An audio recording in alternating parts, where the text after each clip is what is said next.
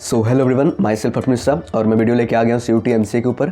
बहुत सारे बच्चे पूछ रहे थे कि भैया सीयूटी पे वीडियो कब आएगी। जैसे मैंने महाराष्ट्र टी या निमसेट पे वीडियो बनाया था तो उनको कहना था सीयूटी एमसीए पे भी एक वीडियो बनाइए भैया, जिसमें हमारे सारे डाउट्स क्लियर हो जाए। तो यार मैं वीडियो लेके आ गया हूँ। इस वीडियो में आपके सारे डाउट्स क्लियर हो जाएंगे, जो भी आपका एलिजिबिलिटी, सिलेबस, एप्लीकेशन फॉर्म या फिर जो भी टॉपिक्स हैं आपके, प्लेसमेंट कैसी है, कौन सी यूनिवर्सिटी पार्टिसिपेट करें, डी पार्टिसिपेट करेगी कि नहीं करेगी, सिलेबस चेंज होगा कि नहीं चेंज होगा, फी क्या रहने वाली है, प्लेसमेंट क्या रहने वाला है, सारे टॉपिक्स हम लोग कवर करेंगे। So before moving to our computer scheme, so जो मुझे नहीं जानते, मेरा नाम है मिश्रा और अभी मैं department of computer science university of Delhi से एमसीए परस्यू कर रहा हूँ। और इस वीडियो में हम लोग सारे टॉपिक्स को क्लियर करेंगे, जो भी हमारे डाउट्स रहते हैं। मैंने टेलीग्राम ग्रुप पर सारे बच्चों से डाउट ले लिए थे और सारे टॉपिक्स को कवर कर रखे हैं। इन केस अगर आपके कोई डाउट रह जाते हैं, आप मुझसे कमेंट सेक्शन में पूछ सकते हैं, मैं सारे कमेंट्स के रिप्लाई करता हूँ। So let's go to their computer screen, but before that please do subscribe this channel. I will share a lot of information related to DU MCA, NIMSET, CUET, a lot of information which will help you. So please do subscribe and moving to our computer screen. हम आगे हमारे computer screen के ऊपर और हम लोग बात करने वाले सीयूटी एमसीए के डिटेल वीडियो में कि क्या क्या हम डिस्कस करेंगे इस वीडियो में। सो ये हमारे कुछ टॉपिक्स हैं और इसमें हम बहुत सारे और भी टॉपिक्स ऐड किए, जैसे हमारा सेफ स्कोर क्या होगा, ठीक है, ये सब बातें भी हम लोग डिस्कस करेंगे। सो इस वीडियो को पूरा लास्ट तक देखना, आपके सारे डाउट जो भी है वो क्लियर हो जाएंगे। अंटिल अगर इन केस आपके कोई भी बच जाते हैं डाउट तो आप कमेंट सेक्शन में पूछ सकते हैं, मैं उसका डिटेल रिप्लाई भी कर देता हूँ अगर मैं फ्री रहता हूँ तो।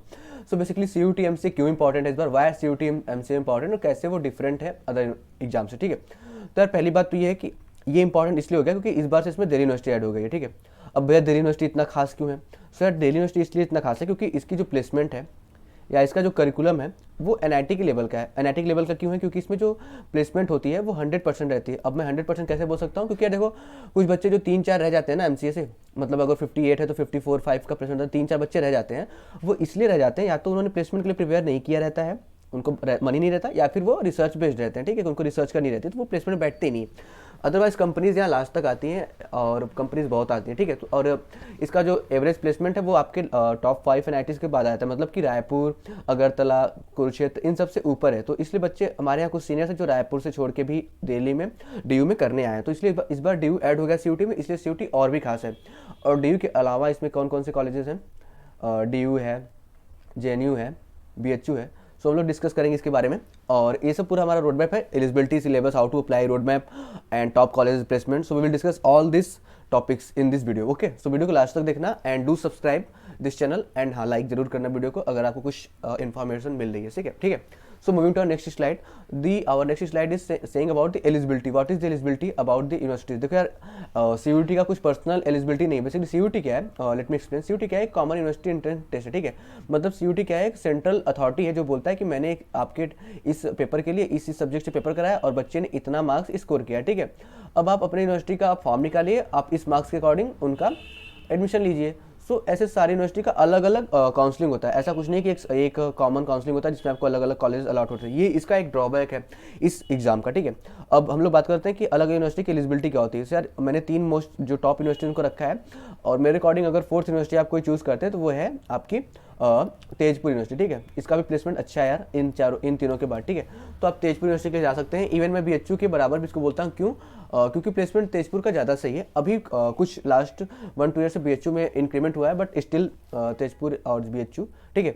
सो DU की एलिजिबिलिटी में अकॉर्डिंग टू मी कुछ चेंजेस होने वाले हैं। ऐसा सुनने में आ रहा था कि DU बस ऐसे बच्चों को एडमिशन देगा जिनकी बैचलर्स में कंप्यूटर साइंस रहेगी, ठीक है, जिनके बैचलर्स में कंप्यूटर साइंस है बस उनको देगी। बट ऐसा कोई ऑफिशियल न्यूज़ नहीं आया है और ये 100% फॉल्स भी हो सकता है, बस मैंने आपको एक हिंट दी।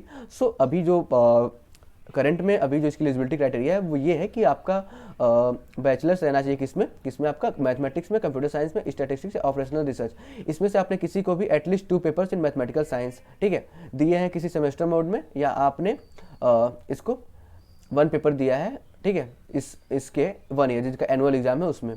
तो ये इसी एलिजिबिलिटी क्राइटेरिया है। आपने अगर मैथमेटिक्स, कंप्यूटर साइंस और स्टैटिस्टिक्स, ऑपरेशन रिसर्च किसी भी ईयर पढ़ा है तो आपको DU में एडमिशन मिल सकता है। And now talking about the JNU, तो यार JNU में भाई ये BC आपने किया है या फिर BSc कंप्यूटर साइंस है तो आपको आराम से मिल जाएगा।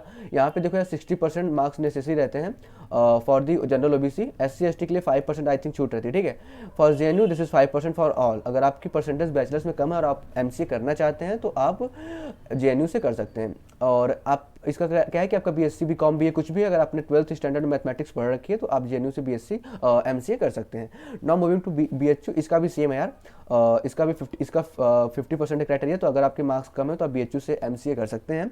और इसका भी वही है, अगर आपने 12th तक मैथमेटिक्स पढ़ रखी है और बैचलर्स डिग्री आपकी मैथमेटिक्स है एज ए मेन सब्जेक्ट और सब्सिडरी, तो आप इससे क्या कर सकते हैं, MCA कर सकते हैं।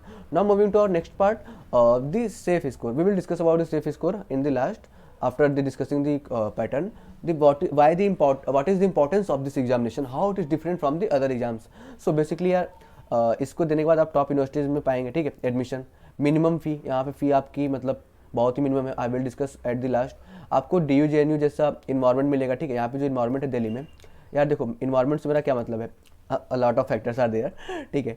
इन्वायरमेंट तो बहुत सारे रहते हैं, बट मेन जो है, जैसे मैं यहाँ पे आया तो मैंने क्या देखा, यहाँ पे मैं मतलब मैं सेंट्रल लाइब्रेरी में जब गया, ठीक है, JNU या BHU, JNU DU दोनों की बात कर लें, इवन BHU की भी बात कर लें, तो यार मैंने जब यहाँ पे देखा, यहाँ पे मतलब बच्चे जो थे, जो हमारे सीनियर्स थे, जो MA MSc किसी भी ब्रांच में थे, उन्होंने क्या किया, वो दिन भर मतलब लाइब्रेरी में पढ़ते थे अपना, कोई UPSC कर रहा है, वो एक जो पढ़ने का मतलब मोटिवेशन होता है ना, वो देख के आता है कि यार सब पढ़ रहे हैं, मतलब सब अपनी लाइफ को लेकर सीरियस है। वो जो सीरियसनेस आती है, मतलब आप 24 आवर में 24 आवर तो नहीं पढ़ेंगे, आपने क्लासेस की, कुछ घंटे पढ़े, आपने 1-2 आवर्स रेस्ट किया, यहाँ पे जाके बैडमिंटन खेल लिया, कुछ भी कर लिया। सो ये जो मुझे एक मतलब वो एक जो इन्वायरमेंट होता है पढ़ने का, या फिर और यहाँ पे DU में तो क्या है कि आपको आप कोडिंग से रिलेटेड है, तो आपको यहाँ पे कोडिंग का भी इन्वायरमेंट मिलता है। यहाँ पे कोडिंग क्लब्स हैं, कोडिंग ग्रुप्स हैं, आपको डेली व्हाट्सअप ग्रुप या फिर टेलीग्राम ग्रुप में आपको व्हाट्सअप ग्रुप में आता है, और हमारे कुछ डिस्कॉर्ड चैनल्स भी जहाँ आपको डेली क्वेश्चंस आते हैं, आपको लीड कोड पे प्रॉब्लम सॉल्व करना है। तो ऐसे आपकी जो प्रैक्टिस रहती है वो एक बन जाती है। यहाँ पे सैटरडे वो भी होते हैं, जो भी हमारे कोडिंग टेस्ट भी होते हैं, ठीक है। एंड ये the most important factor 2 year program. अगर आपने कभी पढ़ रखी है कंप्यूटर साइंस, आपका BCA या BSc CS है, तो आपके लिए एक बहुत अच्छा फैक्टर होगा कि आपका 1 ईयर बच जाएगा, और आपकी प्लेसमेंट भी सेम लगेगी। अगर आप DU में हैं तो आपकी प्लेसमेंट 100% सेम NIT के थ्रू है, NIT की जैसी है, ठीक है। एंड टॉप फैकल्टी, यहाँ पे जो है फैकल्टी रिक्रूट होती हैं, उनकी क्राइटेरिया क्या रहती है कि वो किसी टॉप यूनिवर्सिटी से PhD कर रखे होते हैं। या तो मतलब हमारे प्रोफेसर IIT दिल्ली से हैं, कुछ प्रोफेसर्स, कुछ हमारे JNU से PhD हैं, कुछ हमारे IIT BHU से हैं, ठीक है। सो इनकी जो फैकल्टी रहती है वो काफ़ी टॉप रहती है, ठीक है। अच्छे टीचर्स मिलते हैं, आपको अच्छा नॉलेज मिलता है पढ़ने को, ठीक है। तो ये हमारा इंपॉर्टेंस है CUET एग्जाम का, अगर आप टॉप 3 यूनिवर्सिटीज़ में जाते हैं तो। Now moving to our next slide, what is the syllabus. So basically यार CUET का सिलेबस 2 पार्ट में डिवाइड है, ठीक है। द पार्ट 1 इज 25 मार्क्स, ठीक है, सॉरी 25 क्वेश्चन, एंड पार्ट 2 में 75 क्वेश्चन होंगे, टोटल 100 क्वेश्चन, ठीक है। यहाँ पे मैंने रखा है टोटल 100 क्वेश्चन, पार्ट ए में 25, पार्ट 2 में 75, time duration 2 hours 120 minute. So basically 100 question 120 minute, ठीक है। एंड 4 मार्क्स फॉर ईच, ये आपके 4 मार्क्स फॉर ईच हो जाएंगे यहाँ पे 400 के। एंड अगर आपने एक गलत किया तो आपके -1 डिडक्ट हो जाते हैं। सो बेसिकली आपके पार्ट ए में 25 क्वेश्चन रहते हैं, यहाँ पे 25, इसमें 75, ठीक है। अब पार्ट ए का सिलेबस क्या है, पार्ट ए का सिलेबस हमारा जो है, इसमें हमारे मतलब ना मिसलेनियस क्वेश्चंस रहते हैं, जैसे कुछ हमारे रीजनिंग के भी क्वेश्चंस रहते हैं, कुछ हमारे इंग्लिश के भी क्वेश्चंस रहते हैं, कुछ हमारे जनरल अवेयरनेस या जनरल स्टडीज क्वेश्चंस रहते हैं। सो यार जो पार्ट ए रहता है वो सारे एग्जाम्स के लिए कॉमन रहता है CUET के, मतलब या तो आपका MCA हो, MA हो, MSc हो, वो सारे एग्जाम्स के लिए ये पार्ट ए कॉमन रहता है। सो एंड पार्ट बी में उनके कोर सब्जेक्ट्स के पार्ट रहते हैं। तो हमारे पार्ट कोर में भी रीजनिंग है, हमारा जो कोर पार्ट का सिलेबस है उसमें भी रीजनिंग है, और हमारे इसमें भी, तो हम लोग के दोनों पार्ट में रीजनिंग क्वेश्चन मिल जाते हैं।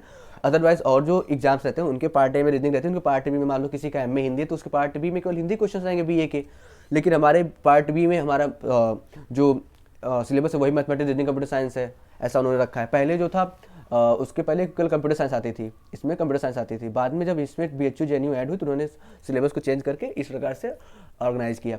अब बात आती है कि यार कौन कौन सी यूनिवर्सिटी हैं, सॉरी कि देखो अब यहाँ पे एक फैक्टर है कि जो हमारा DU है और हमारा जो JNU है, ठीक है, DU है JNU, ये केवल यार हमारे पार्ट बी के स्कोर पे एडमिशन देता है, पार्ट बी के स्कोर पे, सॉरी पार्ट बी के, ठीक है। ये जो हमारा मेन पार्ट है इसके बेस्ट पे एडमिशन देगा। इसका मतलब क्या है कि आपने पार्ट ए में 0 नंबर लेके आए कोई मतलब नहीं है, आपके पार्ट बी में 300 के जो मार्क्स है 75 क्वेश्चंस के, अगर आपके उसमें से अच्छे मार्क्स है तो आपको इसमें एडमिशन मिल जाएगा। तो यार अगर आप DU या JNU के टारगेट कर रहे हैं तो आप अपने पार्ट बी पे अच्छा स्कोर करिएगा। एंड अगर आप BHU में जाना चाहते हैं तो BHU पार्ट ए को भी कंसीडर करता है, ठीक है, ये पार्ट ए को भी लेकर एडमिशन देता है। तो अगर आपका BHU टारगेट है तो आप पार्ट ए को भी कुछ क्वेश्चन अटेम्प्ट कर सकते हैं, आपको आता है तो आप सारे कर सकते हैं, टाइम कम नहीं पड़ता है, ऐसे क्वेश्चन बहुत ईजी लेवल पे रहते हैं। I will discuss them also. So ये हमारा पेपर का पैटर्न है यार कुछ। अब पार्ट ए का सिलेबस तो मैं डिस्कस नहीं करूँगा, इसमें आपके मैंने 2022 के पेपर को टेलीग्राम ग्रुप में अपलोड कर दिया, आप वहाँ जाके देख सकते हैं कि पार्ट ए में कैसे क्वेश्चन आए। आपके कुछ क्वेश्चन रीजनिंग के थे, जैसे कि सिनोनिम एंड ऑल, कुछ GS के भी थे कि अभी जो सेंट्रल में है वो किसकी अथॉरिटी कौन हैंडल कर रहा है, मिनिस्ट्री, ये सब क्वेश्चंस थे। रीजनिंग के भी कुछ क्वेश्चंस थे, ठीक है। सो हमारा पार्ट ए था। पार्ट बी के सिलेबस की बात करें सो हमारा जो पार्ट बी का सिलेबस है, मैथमेटिक्स आता है, रीजनिंग आता है, और उसमें क्या है, और हमारे कंप्यूटर अवेयरनेस है, ठीक है। सो मैथमेटिक्स का सिलेबस सेम है, same to same exact NIMCET जैसा है, ठीक है। पेपर का लेवल थोड़ा ईजी रहता है निमसेट से, मैं ऐसा बोलूँगा कि ईजी रहता है निमसेट से पेपर का लेवल, बट सिलेबस सेम है।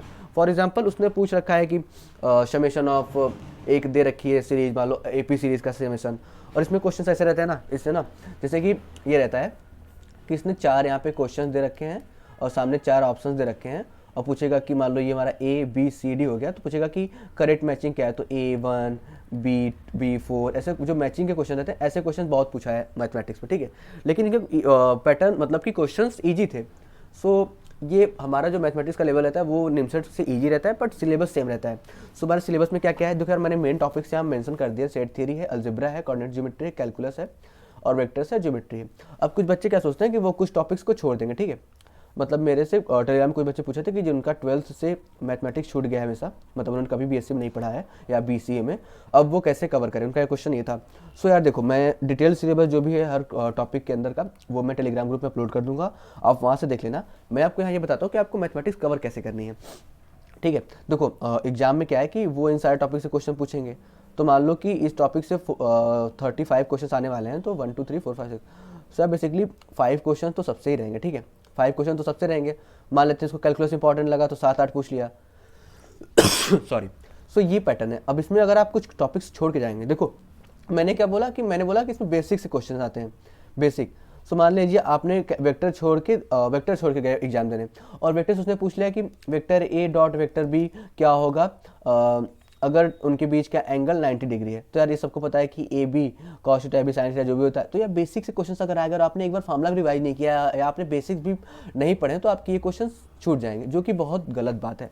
सो आपको क्या करना है, आपको सारे टॉपिक्स को वन शॉट मारनी है। वन शॉट मतलब करना है, इसका मतलब क्या है कि आपको वन शॉट वीडियो, देखो मैं यहाँ कुछ नाम बताऊँ, बहुत सारे बच्चे मैथमेटिक्स के लिए रिसोर्स पूछते हैं। देखो यार एक तुम्हारे वेदांतु चैनल है, ठीक है, JEE मेंस का, उसके जो हमारे अरविंद कालिया सर है, ठीक है, उनकी वन शॉट वीडियोस कर सकते हो, उनके नोट्स प्रॉपर बनाओ A4 शीट में, ठीक है। या फिर हमारे JEE वाला के सचिन सर, ठीक है, इनके वन शॉट वीडियोस काफ़ी हेल्पफुल रहते हैं। आप इनका एक बार वन शॉट वीडियो देखिए, उनके वीडियोस के जो भी क्वेश्चंस उसको भी नोट करिए, एक A4 शीट के स्टेपलर करके एक नोट्स रख लीजिए, आपकी इस टॉपिक के नोट्स होंगे, इसमें सारे उन्होंने जो भी कॉन्सेप्ट होते हैं वो कवर कर रखे होते हैं। 8 घंटे की मैराथन क्लास रहती है, तो उसमें सारे टॉपिक्स कवर रहते हैं। अब आप कुछ बेसिक क्वेश्चन प्रैक्टिस कर लीजिए, जैसे आपके पास अरिहंत वाली बुक है, अगर आप CUT के लिए कर रहे हैं तो आपको अरिहंत वाली बुक मोर देन सफिशियंट है। आप उसके बेसिस को, उसमें क्वेश्चन अच्छे रहते हैं, उस क्वेश्चन को अटेम्प्ट करिए, मैक्सिमम क्वेश्चन, तो ऐसे आप प्रिपेयर करिए, और ऐसे सारे टॉपिक्स को करिए, set theory, algebra, coordinate geometry, calculus, vectors, आपको कंटेंट सारा अवेलेबल है मैथमेटिक्स के लिए, ठीक है। आप ऐसे प्रिपेयर करिए। आपके पास अभी मैं आपको आगे बताऊंगा कि कैसे प्रिपेयर करना है 4 मंथ में, ठीक है। नाउ मूविंग टू और सो ये हमारा सिलेबस है मैथमेटिक्स का, और मैं आपको इसको डिटेल सिलेबस भी टेलीग्राम ग्रुप पे अपलोड कर दूंगा, आप वहाँ से देख सकते हैं, ठीक है। नाउ मूविंग टू और नेक्स्ट पार्ट, रीजनिंग। रीजनिंग में क्या है, ये हमारा टॉपिक्स है, ठीक है, ये हमारे कुछ टॉपिक्स हैं। आप इनको यूट्यूब से एक एक टॉपिक सर्च करिए, पढ़ लीजिए, और हमारे अरिहंत वाली बुक से या किसी भी रीजनिंग की बुक से आप कुछ क्वेश्चन प्रैक्टिस कर लीजिए, ठीक है। बेसिक क्वेश्चंस आते हैं, बेसिक मतलब काफ़ी बेसिक रहते हैं, ऐसा नहीं कि बहुत हार्ड रहते हैं। सिलोजिज्म से कुछ क्वेश्चंस अच्छे आए थे इस बार, ठीक है, बट आप पेपर देख के अपने अकॉर्डिंग रीजनिंग को करिएगा। पढ़ना कैसे है, आपको एक टॉपिक सर्च करनी है, किसी अच्छे जो भी आपको लगे पढ़ने, उससे वीडियो को देखना है, अपनी बुक से प्रैक्टिस करना है, और ऐसे धीरे धीरे। और देखो ये सारे टॉपिक्स आप खुद से एक बार करके प्रैक्टिस करके रख दोगे, फिर ड्यूरिंग मॉक टेस्ट आपका रिवाइज होता रहेगा। आप जब मॉक टेस्ट कैसे देना है वो मैं भी आपको डिस्कस करूंगा आगे। Now moving to our next part, the computer part, ठीक है। इसमें क्या है, इसमें आपका तो एक data representation same as NIMCET वाला टॉपिक्स है, जिसमें आपके ये सारे टॉपिक्स है, बुलियन अलजेब्रा, ट्रूथ टेबल। देखो यार मैं एक बात और बोलता हूँ, जो CUT के लिए प्रिपेयर कर रहा है वो मोस्टली वही बच्चों के जो निमसेट के लिए प्रिपेयर कर रहे होंगे, ठीक है, निमसेट के प्रिपेयर कर होंगे। कुछ केसेस में छोड़ के जिनकी परसेंटेज 60+ नहीं होगी, वो निमसेट के लिए नहीं जा रहे होंगे। सो अगर आप निमसेट के लिए प्रिपेयर कर रहे हैं तो आपका सेम सिलेबस CUT में रहने वाला है, ठीक है। लेकिन अगर आप निमसेट के लिए प्रिपेयर नहीं कर रहे हैं तो मैं आपको यहाँ बता रहा हूँ कैसे प्रिपेयर करना है। एंड द कंप्यूटर बेसिक्स, ठीक है। ये हमारे कुछ ऑर्गेनाइजेशन, देखो मैंने कंप्यूटर की नोट्स अपलोड कर दिए, वहाँ सारे टॉपिक्स कवर हैं जो भी इसमें पूछा गया है, ठीक है। वो सारे टॉपिक्स मैंने कवर कर रखे हैं। ऐसा नहीं कि वो आपको मतलब एग्जैक्ट वही पढ़ना है, अगर आपको कुछ टॉपिक उसमें नहीं समझ में आते हैं आप गूगल करके पढ़ सकते हैं, यूट्यूब करके पढ़ सकते हैं। Everything is available on the internet, ठीक है। और ये हमारे कुछ टॉपिक्स हैं जो मैंने यहाँ मेंशन कर रखे हैं, input output devices, computer memory, backup devices, जैसे कि हमारे कुछ क्वेश्चन इसमें से आ जाते हैं, आपके हार्ड डिस्क से आ जाते हैं, ड्राइव से आ जाते हैं, तो ये सब कुछ क्वेश्चन आपके इनसे भी आ जाते हैं। और बाकी ये तुम्हारा पूरा बेसिक कंप्यूटर का है, ठीक है। Now moving to our next slide, the application form. तो यार एप्लीकेशन फॉर्म मेरे अकॉर्डिंग इसका मार्च में आएगा और इसके एग्जाम्स इन्होंने लिख रखा है कि 1 से 10 जून के बीच में होगा। ये हमारी जो NTA की ऑफिशियल हैंडल से ट्वीट हुआ है, ठीक है, जो भी हमारी ये अथॉरिटी है उनके द्वारा। सो हमारा एग्जाम 1 to 10 के जून के बीच में होगा, तो बेसिकली मार्च के तक, मिड मार्च 2023 में फॉर्म आ जाएंगे। सो अगर आप यूनिवर्सिटी में एडमिशन लेना चाहते हो तो जरूर फॉर्म अप्लाई करिएगा। I will announce them in Telegram group when the form application form will be open, so please do subscribe our telegram channel also. Now moving to our next part, the preparation strategy, ठीक है। 4 month strategy plan। बहुत सारे बच्चे इसके लिए पूछ रहे थे कि भैया मैं कैसे प्रिपेयर करूँ, ठीक है। सो यार देखो मैंने आपको बताया कि आपके कितने पार्ट्स हैं। आपको एक मैथमेटिक्स करना है, रीजनिंग करना है और कंप्यूटर करना है, ठीक है। ये हम 75 क्वेश्चन वाले पार्ट को डिस्कस कर रहे हैं। आगे के जो 25 क्वेश्चन है यार, वो तो जितने आपको आएंगे एग्जाम में वो डिपेंड करता है आप इंग्लिश एंड ऑल पे, बट हमारा मेन फोकस ड्यू जेन्यू इन सब पे है। तो हम इन 3 पार्ट को डिस्कस करें कैसे प्रिपेयर करना है। सो अगर आप नेमसेट की प्रिपरेशन कर रहे हैं तो आप नेमसेट पे फोकस करिए। आपका CUT सेम ही सिलेबस है, लास्ट के दिन हम लोग देख लेंगे, ठीक है। और now moving to for those who are not preparing for NIMCET या नेमसेट का करेंट साथ में CUT करना चाहते हैं, ठीक है। तो यार देखो मैथमेटिक्स को मैंने डिस्कस किया आगे कि जो भी सिलेबस है उसके 1 शॉट वीडियोज़ करो, एक सीट रखो तैयार करके, उस 1 शॉट वीडियो में जो भी उन्होंने पढ़ाया है एज अ फॉर्मूला सीट या फिर कॉन्सेप्ट, और उसको फिर एक बुक उठाओ अरिहंत वाली, ठीक है। उसके कुछ क्वेश्चंस लगाओ, उस बुक के कुछ क्वेश्चंस लगाओ। उसके बाद क्या करना है, उसके बाद उस क्वेश्चन को करने के बाद आप मॉक टेस्ट लो। आप मॉक टेस्ट अभी परचेस कर लो, ठीक है। आप मॉक टेस्ट अभी ले लो। आप उसके बाद क्या करना है, देखो CUT के लिए इंडिविजुअल मॉक टेस्ट अभी कोई नहीं दे रहा होगा, कोई कोचिंग वाला। आप चाहो तो निमसेट के मॉक टेस्ट लेके भी प्रिपेयर कर सकते हो। आप क्या करो, आप निमसेट के लिए भी एग्जाम दोगे ही, सो आप मॉक टेस्ट ले रखे हैं, आपने मॉक टेस्ट को दिया। देखो आपने टॉपिक को 1 शॉट वीडियो में किया, आपने उसके अरिहंत के क्वेश्चन को लगाया, आप मॉक टेस्ट एनालिसिस करिए कैसे। आप वीक में 1 मॉक टेस्ट दीजिए या 2 दीजिए, ठीक है, full mock test. Topic wise तो आप दीजिए, टॉपिक वाइज जो टेस्ट हो रहे हैं उसके अकॉर्डिंग आप टॉपिक कवर करिए। देखिए बहुत सारे बच्चे क्या करते हैं, कुछ टॉपिक पढ़ते हैं, मॉक टेस्ट कुछ हो रहा है, बोलते हैं मैं बाद में अपना दूंगा। ऐसे नहीं, आपको जब वीकली एक अनाउंस होता है ना उनका चार्ट कि हाँ इस वीक में ये टेस्ट होने वाले हैं, आप देखो कौन कौन से टेस्ट हैं, आप उस वीक में वो टॉपिक्स पढ़ो, उसके 1 शॉट करो, उसके अरिहंत क्वेश्चंस लगाओ, उसके मॉक टेस्ट दो टॉपिक वाइज, और उसमें देखो कहाँ गलत था, कितने अटेम्प्ट हुए, उसको एनालिसिस करो, ठीक है। एनालिसिस कैसे करना है वो हम डिस्कस करते हैं अभी। रीजनिंग के लिए भी सेम है, रीजनिंग मैंने बताया आपको, वीडियो देखो, क्वेश्चंस करो और ड्यूरिंग मॉक टेस्ट एनालिसिस करो। और कंप्यूटर का भी आप जानते हैं, कंप्यूटर के लिए मैंने एक नोट्स भी दे दिया है, कंप्यूटर की वीडियोज़ भी अवेलेबल हैं ऑन दी यूट्यूब चैनल। कुछ पार्टिकुलर सॉरी निमसेट के लिए MCA के लिए भी अवेलेबल है, ठीक है, वहाँ से आपको करना है। बट बहुत सारे बच्चे पूछे थे कि मॉक टेस्ट का एनालिसिस कैसे करना है, ठीक है। सो देखो आपने मॉक टेस्ट ले रखी है किसी कोचिंग की XYZ, ठीक है, आपने मॉक टेस्ट ले रखी है। आप एक आपका मान लीजिए मंडे है, ठीक है, आपको मंडे को शेड्यूल मिलेगा कि हाँ इस वीक में ये होने वाला है। आपने देखा कि इस वीक में मैथमेटिक्स में 2 टॉपिक, एक तो क्वाड्रेटिक इक्वेशन पढ़ाया जाएगा, दूसरा आपको पढ़ाया जाएगा मान लेते हैं बाइनोमियल, ठीक है। और क्वाड्रेटिक का क्वेश्चन आपका वेडनेसडे को टेस्ट है, इसका आपको सैटरडे का टेस्ट है, ठीक है। और आपने देखा कि रीजनिंग है आपका, रीजनिंग में आपका इस वीक में मान लो क्लॉक एंड कैलेंडर है, ठीक है। तो आपने क्या किया, आपको शेड्यूल मिल गया सॉरी सो आपको कैलेंडर में ये मिल गया। तो आपने क्या किया, आपने मंडे ट्यूसडे को आपने पढ़ा 1 शॉट वीडियो किया, किसका आपने 1 शॉट वीडियो किया क्वाड्रेटिक इक्वेशन का, और साथ में अरिहंत के कुछ क्वेश्चंस लगाए, ठीक है। आपने कुछ क्वेश्चन प्रैक्टिस किया, आपने वेडनेसडे को टेस्ट अटेम्प्ट किया, मान लेते हैं 50 क्वेश्चन का टेस्ट था, आपसे 15 क्वेश्चन बने, 35 क्वेश्चन नहीं बने। आपने उन 35 क्वेश्चन को फिल्टर लगाया, पहला तो जो बन गए उसमें से कुछ ऐसे होंगे जो आपने मतलब 100% श्योर होकर बनाया होगा, तो उनको देखिए जो आपने डाउट में थे उनको क्लियर कर लिया कि हाँ मेरा डाउट सही था, मैंने ये जो कॉन्सेप्ट लगाया था वो सही था, तो आपको इन फ्यूचर वो आए क्वेश्चन तो आप लगा सकते हैं। सेकंड फिल्टर लगाएंगे कि जो क्वेश्चन मैंने अटेम्प्ट किए बट रॉन्ग हो गए, ठीक है, तो आप देखेंगे कि रॉन्ग क्या होगा, क्या अगर कैलकुलेशन पार्ट मिस्टेक था तो उसको नोट करेंगे, हाँ कैलकुलेशन में मिस्टेक हो गई, या किसी फॉर्मूले में गलती था तो उसको नोट करेंगे। जो थर्ड फिल्टर होगा वो बताएगा कि आपने अटेम्प्ट ही नहीं किया, तो आप देखेंगे कि मैंने तो 1 शॉट वीडियो में ये कॉन्सेप्ट पर रखा था, मैंने कुछ क्वेश्चन प्रैक्टिस कर रखी थी, बट मुझसे अटेम्प्ट क्यों नहीं हुए, तो आप उसको देखेंगे कि हाँ ये कॉन्सेप्ट मैंने नहीं लगा पाया था, तो वो आपके उतने कॉन्सेप्ट क्लियर हो जाएंगे। तो जरूरी नहीं कि 50 में से 25 क्वेश्चन बने, आपके 10-15 क्वेश्चन भी बन सकते हैं बस, तो आप उसको ऐसे एनालिसिस करेंगे। फिर आपने वेडनेसडे को अटेम्प्ट किया, रात में एनालिसिस किया 2-3 घंटे 4 घंटे, फिर आपने थर्सडे फ्राइडे को फिर पढ़ा आपका अगला क्वेश्चन बाइनोमियल का, ठीक है, और फिर आपने सैटरडे को टेस्ट दिया। तो ऐसे आपका कोचिंग के साथ आपके टॉपिक्स कवर होते रहेंगे, ठीक है। और फिर आप संडे को फुल लेंथ भी दीजिए, क्योंकि आपका उसमें रीजनिंग, कंप्यूटर ये तो तैयार है ना, मैथमेटिक्स के कुछ तो टॉपिक्स तैयार होंगे एंड सिमिलरली फॉर रीजनिंग, ठीक है, सेम प्रोसेस। सो ये आपका कुछ मॉक टेस्ट अटेम्प्ट करने और एनालिसिस करने का तरीका है। आई होप आपका sorry. Now moving to our next point, top college और प्लेसमेंट, ठीक है। सो यार मैंने यहाँ पे 3 टॉप कॉलेज जो है उसको ले रखा है। पहला जो हमारा दिल्ली यूनिवर्सिटी है, दूसरा हमारा JNU है और तीसरा हमारा BHU है। देखो यार ये जो हमारे कंप्यूटर साइंस है दिल्ली यूनिवर्सिटी, इसका हाईएस्ट पैकेज कभी 22 तो कभी 36 ऐसे जाता रहता है कभी। सो ये हमारे 20 LPA प्लस ही रहते हैं, और मीडियम जो हमारा है वो 40 LPA रहता है, एवरेज हमारा 14 LPA के आसपास रहता है। प्लेसमेंट वाली 95% मैंने इसलिए रखी है क्योंकि कुछ बच्चे रह जाते हैं जो हमारे या तो प्लेसमेंट में बैठते नहीं है या फिर वो रिसर्च के लिए जाते हैं, तो वो उनका फैक्टर है। बाकी यहाँ प्लेसमेंट 100% है। ये हमारे दिल्ली यूनिवर्सिटी का स्टेट्स है। बात करें JNU का, जो मैंने एक डाटा कलेक्ट किया हमारे क्लासमेट से, तो उनके अकॉर्डिंग हाईएस्ट जो हमारा है वो 13 LPA गया था, और एवरेज हमारा 8 LPA था, मिनिमम 4 LPA, और 80% के आसपास बच्चे प्लेस थे। नॉट टॉकिंग अबाउट BHU, यार इसकी प्लेसमेंट थोड़ी सी कम रहती है। देखो ये ट्रूथ है, BHU की प्लेसमेंट उतनी अच्छी नहीं रहती क्योंकि यहाँ इन्वायरमेंट उतना अच्छा नहीं है कोडिंग एंड ऑल का। बट फिर भी अभी कुछ बच्चे IIT BHU के साथ बैठते हैं, ओनली 3 to 4 देखो मैक्सिमम। तो ये मत सोचना, कुछ बच्चों का डाउट रहता है कि BHU मतलब IIT BHU, नहीं, BHU से MCA एकदम अलग है, IIT BHU एकदम अलग है।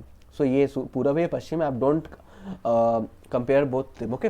सो ये हमारा कुछ स्टेट्स है, आप यहाँ पे देख सकते हैं। 50% बच्चे मैंने बोल दिया है बिलो ही रहते हैं।